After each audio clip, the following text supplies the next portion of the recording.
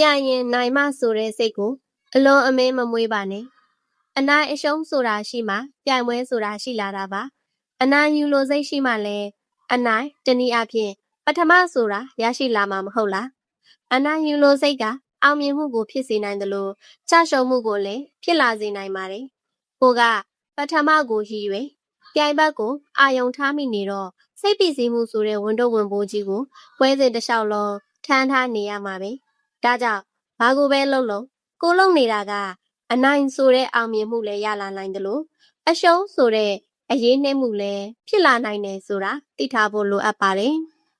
အလုပ်တစ်ခုကိုစလုပ်တာနဲ့အကောင်းရောအဆိုးပါဖြစ်လာနိုင်တယ်လို့ကြိုးတွေးထားပါရှေ့မှာလည်းရလက်တိုင်းကိုလက်ခံဖို့နဲ့အရှုံးကအဆုံးမဟုတ်ဘူးဆိုတာကိုပြောထားခဲ့ပါသေးတယ်ဒီတော့နောက်ကြောင်ပြန်ကောင်းမပြောလို့တော့ပါဘူးရှေ့ကိုပဲဆက်ပြောပါမယ်တကယ်တော့ပြိုင်ရင်နိုင်မဆိုတဲ့စိတ်ထက်ကိုယ့်ရဲ့ပြိုင်ဘက်ကသူတစ်ပါးဖြစ်နေတဲ့၍ကိုကအနိုင်မရခဲ့ရင်တော့မရှုံးသေးဘူးဆိုတဲ့စိတ်ကိုမွေးနိုင်ရပါမယ်ပြိုင်ဘက်တွေသာနိုင်သွားတယ်ကိုဖြစ်တခါမှမရှုံးဘူးသေးဘူးဆိုတဲ့စိတ်ကိုမွေးဖို့လိုတယ်တကယ်လဲအရှုံးလို့သတ်မှတ်ထားတာတွေကအမှန်တကယ်အရှုံးမဟုတ်သေးပါဘူးနွားနိုးကမပြတ်စီးပဲဒိန်ကျင်မဖြစ်လာဘူးဒိန်ကျင်ကလည်းမပြတ်စီးပဲဒိန်ကယ်မဖြစ်လာဘူးစပစ်ဒီကလည်းမပြတ်စီးပဲဖြော်ရည်ဖြစ်မလာပါဘူးစပစ်ဖြော်ရည်တွေကလည်းမပြတ်စီးပဲဝိုင်းဖြစ်မလာဘူးနွားနိုးထက်ပြက်စီးလို့ဖြစ်လာတဲ့ဒိန်ကျင်တွေကပိုတန်မိုးကြီးပါတယ်ဒိန်ကျင်ထက်ပြက်စီးလို့ဖြစ်လာတဲ့ဒိန်ငယ်တွေကဈေးပိုကြီးပါတယ်ထင်ထုံနီးတို့စွာပဲစပစ်ဒီလည်းပြက်စီးလို့စပစ်ဖြော်ရည်ကပိုမိုတန်မိုးရှိပါတယ်စပစ်ဖြော်ရည်ထက်စပစ်ဝိုင်းကပိုပြီးတန်မိုးကြီးပါတယ်ဒီလိုပါပဲကိုကအလုပ်တစ်ခုမှအရေးနေခဲ့ရတယ်မှားယွင်းခဲ့ရတယ်ဆိုတာကကိုအရှုံးသမားဘဝရောက်ရတယ်ဆိုတာမျိုးမဟုတ်သေးပါဘူးဒီလိုအခွင့်အရေးနေတာတွေအမှားအယွင်းတွေကနောက်တစ်ချိန်မှာကိုတန်မိုးမြင့်တက်စေမယ်အတွေ့အကြုံကောင်းနေပါပဲကိုသာရှင်းပြိုင်မှာသူကလှလိုက်တာသူကတော်လိုက်တာသူကပြည့်စုံလိုက်တာစသဖြင့်သူတစ်ပါးကိုကြည့်ပြီးအားကြတတ်ကြတယ်ကနဦးမှာအမှန်တကယ်အားကြစိတ်ပဲဖြစ်ခဲ့ကြပေမဲ့ကြာလာတော့သူကြလှပြီးငါကြရုပ်ဆိုလိုက်တာသူကြတော်ပြီးငါကြညံ့လိုက်တာသူကြပြည့်စုံပြီးငါကြမွဲတေလိုက်တာစသဖြင့်ကိုတိမ်ငယ်စိတ်ဝင်လာပါတော့တယ်အဲ့ဒီတိမ်ငယ်စိတ်ကနေသူ့တူအပေါ်မနာလိုစိတ်တွေသူ့ပပြိုင်ဆိုင်လိုစိတ်တွေကကပ်ပါလာတော့တယ်ဒီတော့ကိုမှပူလောင်မှုတွေနဲ့မငြိမ်းချမ်းရတော့ဘူးဒါကြောင့်သူတစ်ပါးကကိုယ့်ရဲ့ပြိုင်ဘက်အစစ်မဟုတ်ပါဘူးလို့ရှေ့မှာပြောထားခဲ့တာပါကိုယ့်ရဲ့ဘဝမှာကိုယ့်ရဲ့ပြိုင်ဘက်ကဘာတူလဲအဝေးကြီးသွားရှာနေကြမလို့ပါဘူးကိုယ့်ရဲ့ပြိုင်ဘက်ကကိုပဲဖြစ်ပါတယ်သူတစ်ပါးနဲ့ရှင်ပြိုင်နေမဲ့အစားကိုလုံနိုင်တာတွေအတွက်ကိုပဲအာယုံထားဖို့လိုတယ်ကိုအာယုံထားပြီးကိုယ့်ရဲ့အကောင်းဆုံးတွေကိုချပြဖို့လိုတယ်ဘယ်သူကတော့ငါထပ်ပို့တာနေတယ်ဆိုပြီးဂရုစိုက်နေဖို့မလိုပါဘူးမနေ့ကငါထက်ဒီနေ့ငါကပိုမိုတာလွန်နေဖို့ပဲလိုတာပါတိတ်တိတ်လေးနေလိုက်ပါအမျက်ဒေါသထွက်နေချိန်မှာတိတ်တိတ်လေးနေလိုက်ပါဒေါသဆိုတာရိုက်နှက်ခံထားရတဲ့မွေစိုးနဲ့တူတယ်ကိုရောသူ့ကိုပါပြက်စီစေတယ်တစုံတစ်ယောက်ကကိုမကောင်းတဲ့စကားပြောဆိုလိုက်တဲ့အခါမျိုးတစုံတစ်ယောက်ကကို့ပေါ်အထက်စီးဆန်ဆန်ပြမှုလိုက်တဲ့အခါမျိုးတွေမှာကိုရဲ့အမျက်ဒေါသစိတ်ကလည်းကောက်ရိုးမှမိတောက်သလိုချက်ချင်းတောက်လောင်တတ်တယ်သူကကိုဒီလိုပြောလို့သူကကိုဒီလိုလုပ်လို့စသဖြင့်သူ့အပေါ်ဂယုစိုက်နေမိပြီဆိုရင်ဒေါသစိတ်ရှက်ထားတာကြောင့်ကိုရဲ့နှုတ်ကနေစကလုံးအကျန်းတွေစကလုံးအရိုင်းတွေကအန်ကြလာပါလိမ့်မယ်သူ့ကိုဂယုစိုက်မိတာကြောင့်သူ့အပြစ်ကကိုအပြစ်ဖြစ်သွားနိုင်တယ်ဒါကြောင့်အမျက်ဒေါသထွက်နေချိန်မှာတိတ်တိတ်လေးနေလိုက်ပါကိုရဲ့စကားတွေကိုတခြားသူကအလေးမထားတဲ့အခါတိတ်တိတ်လေးနေလိုက်ပါစကားပြောဆိုတဲ့ဆိုတာကိုရဲ့ခံစားချက်ကိုဖွင့်ထုတ်တာကိုရဲ့အသည့်ကိုချပြတာမျိုးပါပဲတနည်းပြောရရင်စကားပြောခြင်းကတယောက်နဲ့တယောက်ဆက်သွယ်ဖို့စူးစမ်းခြင်းပါပဲကိုအတိမတ်ပြုစေခြင်းလို့ဂယုစိုက်စေခြင်းလို့စကားပြောမိပါတယ်ဒါပေမဲ့ကိုရဲ့စကားတွေကိုအလေးမထားတဲ့အခါစိတ်အခြေအနေကအဆင်ပြေမနေတော့ဘူးအလိုမကျမှုတွေနဲ့အတူဒေါသစိတ်ကလေးကပါကပ်ပါလာတော့တယ်ဒီအခါသူကကိုဂယုမစိုက်ပဲကိုကသူ့ကိုဂယုစိုက်ရတော့တယ်အစင်မပြေမှုတွေက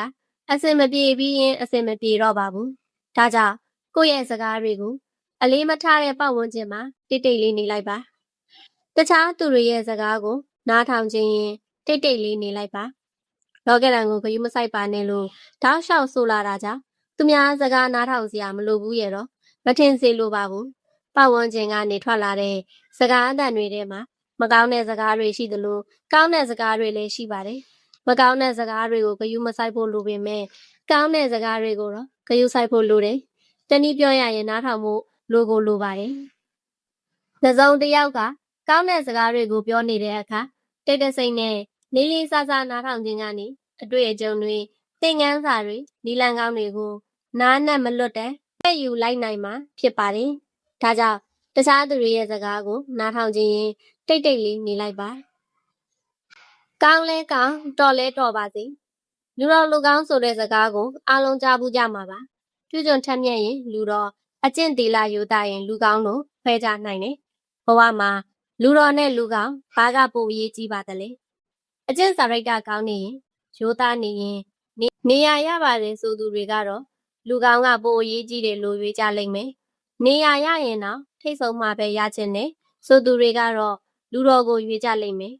ကောင်းခြင်းနဲ့တော်ခြင်းကကျမတို့ရဲ့ခန္ဓာကိုယ်ကြီးကိုလိုရရအောင်တဲဆောင်ပေးနေတဲ့ခြေထောက်နှစ်ဖက်လိုပါပဲတစ်ခုနဲ့တစ်ခုဟန်ချက်ညီနေမှလိုရာခရီးကိုချောချောမွေ့မွေ့နဲ့ရောက်ရှိမှာဖြစ်ပါတယ်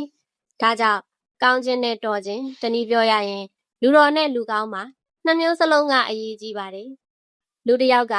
အကျင့်စာရိတ္တတော်အင်မတန်ကောင်းပါတယ်ဒါပေမဲ့ဘာဆိုဘာမှမလုပ်တတ်ဘူးရှေ့ကလည်းမသွားတတ်ဘူးနောက်ကလည်းမလိုက်တတ်ဘူးဘေးချင်းရှင်ပြီးတော့လည်းမလျှောက်တတ်ဘူးဒီလိုလူတွေဒီလိုမိန်းမသားတွေကလောကရန်နဲ့တွေ့တဲ့အခါမှာလေအရက်ကူပါလူပိုင်းမှာနဲ့တုံးလောက်ကြမှာအသေးချပါပဲပန်းနိုင်ကိုပဲအာယုံဆိုင်ပါပုံမြင်လေးတစ်ပုတ်ကြားဘူးတယ်တခါကရေရင်းပြက်ကြီးတစ်ခုထဲမှာစုစည်းနေထိုင်ကြတဲ့ဖားတစုရှိကြပါတယ်ဘလူကနေဘလူအဲ့ဒီရေရင်းပြက်ထဲရောက်နေကြတယ်လည်းမသိရပေမဲ့ရေရင်းအောက်ခြေနဲ့ရေရင်းအဝါကဝေးကွာမြင့်မာတာကြောင့်ထွက်လို့မရကြဘူးတဲ့ဒီလိုနဲ့ရေရင်းပြက်ထဲမှာအစာရေစာရှားပါလာလို့ဖားတချို့ကရေရင်းအဝါကိုခုန်တက်ဖို့စကြိုးစားလာကြတယ်အောက်ခြေကနေတွင်းအဝါအထိကအင်မတန်မြင့်မာလွန်းတာကြောင့်ခုန်တက်ဖို့ပြင်နေကြတဲ့ဖားတွေကိုတခြားဖားတွေကအမျိုးမျိုးကဲ့ရဲ့ရှုံချကြတယ်ဒီကောင်တွေယူနေကြတာလားဒီလောက်အမြင့်ကြီးကိုခုန်ကြမလို့တယ်ဖားကြမကြခွေးကြကြမှမြင်အောင်သေးတယ်မခုန်ကြနဲ့ဟဲ့ပြုတ်ကြရင်ရှက်စရာကြီးစသဖြင့်အမျိုးမျိုးဝေဖန်အတန်လွှင့်ခဲ့ကြတယ်ဒီအတန်တွေအောက်မှာဖားတွေကလည်းတကောင်မီတကောင်ကြရှုံကုန်ကြတယ်အဲ့ဒီခုံမှုပြင်နေတဲ့ဖားတွေထဲကမှနောက်ဆုံးဖားငယ်လေးတကောင်ကပတ်ဝန်းကျင်ကအတန်တွေကိုဂရုမထားပဲရှိသမျှခွန်အားတွေကိုစုစည်းအသုံးပြုပြီးတွင်းအောက်ခြေကနေတွင်းဝါကိုရောက်အောင်ခုံထွက်နိုင်ခဲ့တယ်ဒီပုံမြင်လေးကဘဝရည်တည်ရေးအတွက်အကောက်နှုံဆုံးတာတကတစ်ခုပါပဲကိုကဘာပဲလုပ်လို့ပတ်ဝန်းကျင်ကတော့ဝေဖန်မှာပဲကဲ့ရဲ့မှာပဲရှုံချမှာပဲတိုက်ခိုက်မှာပဲဒါကပတ်ဝန်းကျင်ကသူ့အလုပ်နေတာပဲဒီအကြောင်းတွေကိုရှေ့ကစာစုတွေမှာလည်းအထိုက်အလျောက်ပြောခဲ့ပြီးပြီပတ်ဝန်းကျင်ကသူ့အလုပ်နေချိန်မှာကိုကလည်းကို့အလုပ်နေရမှာပဲဒီရဲ့အလုပ်ကကိုယ့်ရဲ့ပန်းနိုင်ကမရောက်အောင်ရှောက်နေဖို့ပဲဖြစ်ပါတယ်လူတိုင်းမှာတော့ပန်းနိုင်ကိုစီရှိကြစမြဲပဲရှောက်တော့ရှောက်နေကြစမြဲပါပဲစိတ်ပါတဲ့အခါရှောက်လိုက်မယ်စိတ်မပါရင်ရက်လိုက်မယ်နောက်စိတ်ပါရင်ပြန်လုပ်လိုက်ပဲဒါဆိုရင်တော့ပန်းနိုင်ရှိနေပေမဲ့လေပန်းနိုင်ကိုရောက်နိုင်မှာမဟုတ်ပါဘူးကိုရင်မှန်းထားတဲ့ပန်းနိုင်ရောက်ဖို့အတွက်ဇွဲလုံးလဝရိယနဲ့ပန်းနိုင်ကိုအာယုံဆိုင်ဖို့လိုအပ်ပါတယ်အလုတ်ကိစ္စဟူသမျှသည်လုံးလာကြောက်တာပြီးမြောက်ကြရကုန်၏လုံးလာမပါပဲစိတ်အလိုအတိုင်းပြီးမြောက်နိုင်ကြတာမဟုတ်ကုန်တအိတ်တဲ့အိတ်နေသောချင်းသိမင်းဂရင်းဝါတို့မြည်သည့်သားကောက်မှာအလိုအလျောက်ရောက်လာကြမည်မဟုတ်ကုန်ဒါကြောင့်ကိုရည်ရွယ်ထားတဲ့ပန်းနိုင်တစ်ခုကိုရောက်ဖို့ပန်းနိုင်ရှိနေုံနဲ့မရပါဘူးအဲ့ဒီပန်းနိုင်ကိုရောက်ရှိဖို့အတွက်ဇွဲလုံးလာနဲ့ဝရိယကိုဟန်ချက်ညီအောင်အသုံးချပြီးစူးစမ်းနေရပါမယ်လှုပ်ဆောင်ခြင်းကလုံလဆက်လက်လှုပ်ဆောင်လိုခြင်းကဝရိယလှုပ်ဆောင်ခြင်းကိုထိပေးခြင်းကဇွဲပါပဲဇွဲကြောင့်လုံလဖြစ်လုံလကြောင့်ဝရိယဖြစ်လာရတာပါဒါကြောင့်နေ့စဉ်ဘဝမှာပတ်ဝန်းကျင်ကအတန်တွေကိုဂ ယုမထားပဲပန်းနိုင်ကိုပဲအာယုံဆိုင်ပါပန်းနိုင်ကိုရောက်အောင်ရှောက်လန်းမှာဒီလိုပန်းနိုင်စီကိုရှောက်လန်းမှုစူးစမ်းနေချိန်မှာအဟတ်အကြားတွေကတည်ငါပျော်ရွှင်မှုတွေအနေနဲ့ဝင်ရောက်နှောက်ယှက်တတ်တာကိုအမြဲတတိရှိစေချင်ပါတယ်